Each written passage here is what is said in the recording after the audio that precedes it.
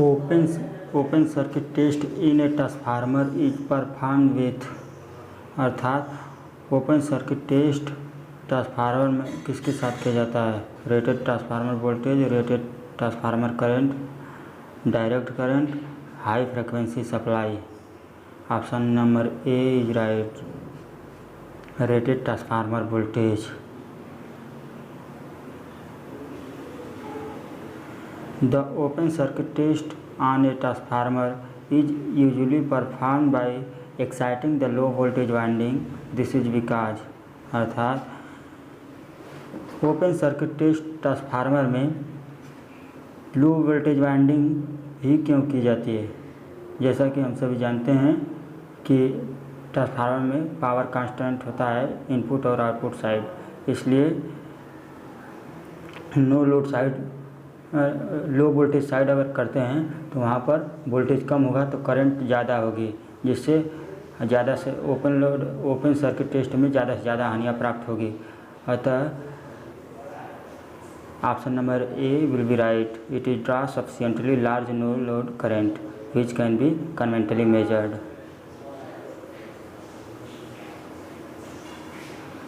The open circuit test on a transformer given, मतलब open circuit से कौन सा मतलब हानियाँ या टेस्टिंग की जाती है ट्रांसफार्मर में, क्या चीज़ प्राप्त होता है? जैसा कि ओपन सर्किट टेस्ट से अर्थात नो लोड टेस्ट जिसे कह सकते हैं, तो इसमें मैग्नेटाइजिंग करंट और कोर लॉस प्राप्त होता है, अर्थात जिसे स्थिर हानियाँ भी कहते हैं। ऐसा option number B will be right.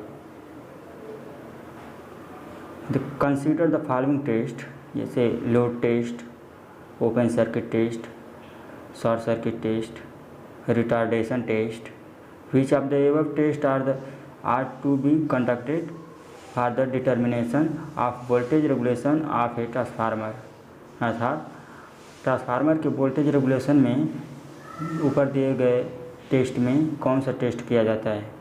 क्योंकि हम लोग जानते हैं कि ट्रांसफार्मर में वोल्टेज रेगुलेशन का सूत्र होता है E2 माइनस V2 बटा के V2, अर्थात E2 और V2 में जो अंश में अंतर लिखा हुआ है वो हानियों को दर्शाता है। अतः ओपन सर्किट टेस्ट और शॉर्ट सर्किट टेस्ट से करके दोनों से हानियाँ प्राप्त होगी, स्थिर हानियाँ और चल हानियाँ प्राप्त होगी। दोनों हानियों को प्राप्त करने के लिए अतः ट्रांसफार्मर में ओपन सर्किट टेस्ट और शॉर्ट सर्किट टेस्ट किया जाता है। रिटार्डेशन टेस्ट इसमें नहीं किया जाता है, अर्थात वो डीसी मशीन से संबंधित है। लोड टेस्ट भी इसमें टेस्ट से संबंधित नहीं है। अतः ऑप्शन नंबर 2 और 3 सही है, तो इसमें option number C will be right. The main purpose of performing open circuit on a transformer is to measure its, मतलब मीन्स ओपन सर्किट टेस्ट का हमारा उद्देश्य क्या होता है, इससे क्या प्राप्त होता है? ओपन सर्किट टेस्ट में चूँकि नो लोड होता है, अतः हमें नो लोड पर ओपन सर्किट टेस्ट में कोर हानियाँ ही प्राप्त होती है, यानी core loss. Option number B will be right.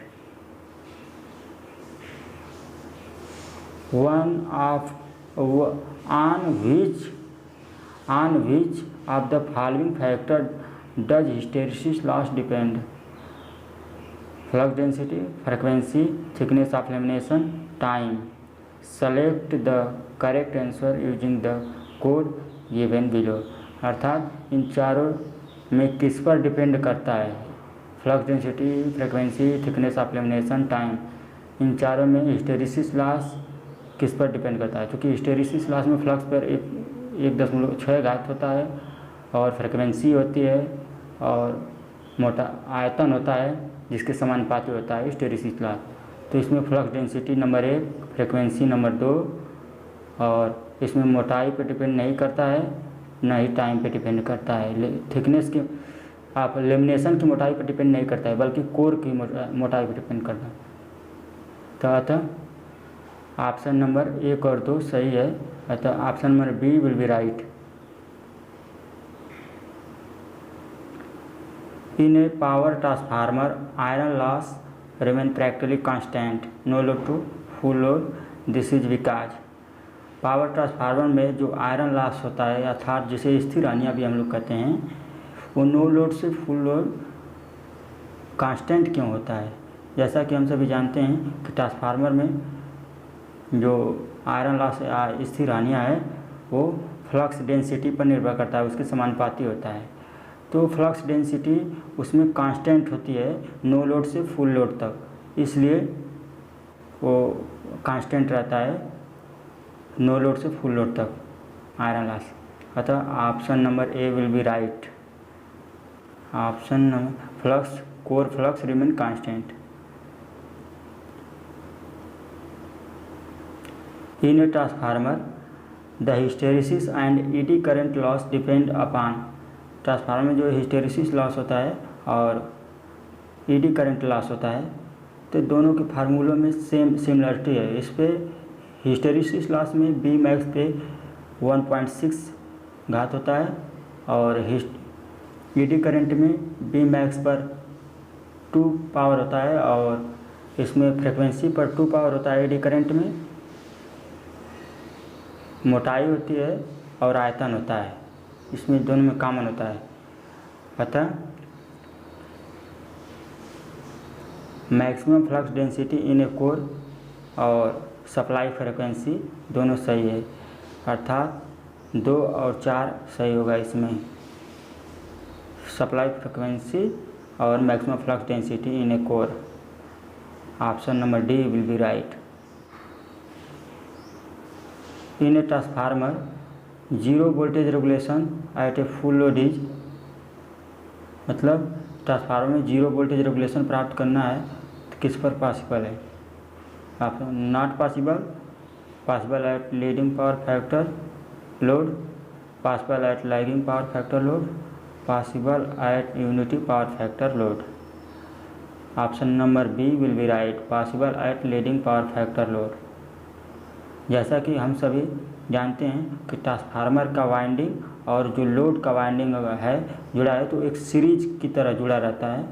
भले ही एक से अधिक लोड जुड़े हों तो समांतर में जुड़े हों। अगर एक लोड की बात की जाए तो ट्रांसफार्मर वाइंडिंग जो सेकेंडरी होती है और जो लोड वाइंडिंग होती है वो सीरीज की तरह जुड़े होते हैं। अगर उसमें केवीएल लगाया जाए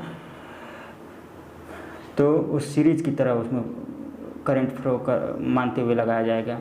अतः उसमें जीरो वोल्टेज रेगुलेशन का सूत्र होता है E2 माइनस V2 बटा V2 होता है, और जहाँ पर अंश में E2 माइनस V2 है उसका अगर लिखा जाए तो IR0 cos phi plus minus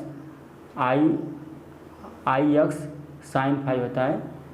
तो इसमें प्लस माइनस जो बीच में लगा है अंश में, माइनस के केस में लीडिंग आएगा। अगर ऊपर अंश जीरो हो जाएगा, वोल्टेज रेगुलेशन में अंश जीरो हो जाएगा तो वहाँ से माइनस आएगा, अर्थात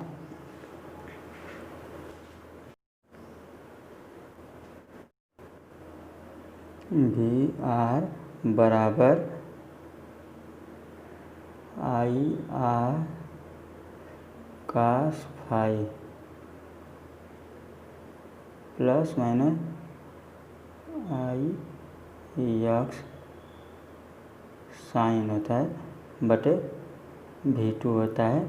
तो यहाँ बीच में जो प्लस माइनस है, यहाँ पर जब पूरे अंश को जीरो के बराबर अगर करेंगे तो ये माइनस पक्षांतर में हो जाएगा। अगर प्लस माइनस लेते हैं, अगर यहाँ पर ये पूरा जीरो होने के लिए यहाँ पर साइन वाला जो के है वो माइनस में आना चाहिए, अर्थात IR और IX वाला जो पोर्शन है कट के जीरो हो जाना चाहिए। तो इसको बराबर करेंगे जीरो के, तो यहाँ पर फाई बराबर माइनस tan इनवर्स x बटा के R आएगा, जो यह प्रदर्शित करता है कि लीडिंग पावर फैक्टर लोड पे लीडिंग पावर फैक्टर लोड पर जीरो होगा।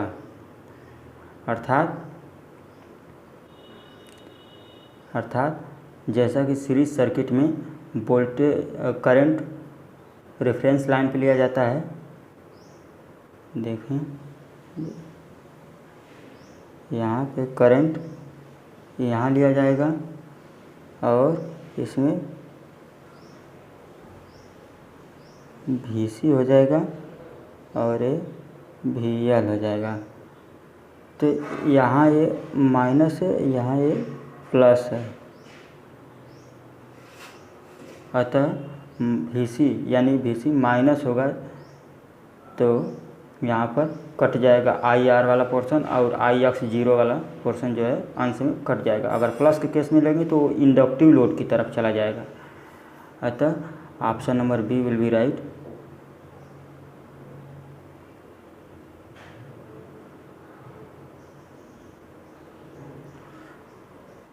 Positive voltage regulation is an indication of load, मतलब पॉजिटिव वोल्टेज रेगुलेशन किस प्रकार के लोड को दिखाता है। Option number A will be right, inductive load. जैसा कि पिछले क्वेश्चन में दिया था, वो कैपेसिटिव लोड अगर रहेगा तो जीरो वोल्टेज रेगुलेशन को दर्शाएगा और इंडक्टिव लोड रहेगा तो अंश में जो वोल्टेज रेगुलेशन का सूत्र होता है वो प्लस आ जाएगा। क्योंकि सीरीज के जो ट्रांसफार्मर वाइंडिंग सीरीज की तरह बिहेव करती है लोड के साथ, तो वहाँ पर करंट को रेफरेंस लाइन पे मानकर अगर ग्राफ खींचा जाए तो VL ऊपर हो जाएगा, VC नीचे हो जाएगा। अतः पॉजिटिव के केस में जो VL को इंडिकेट करता है, अतः जो पॉजिटिव वोल्टेज रेगुलेशन होगा तो पॉजिटिव वोल्टेज रेगुलेशन में इंडक्टिव लोड को शो करता है। अतः option number A will be right.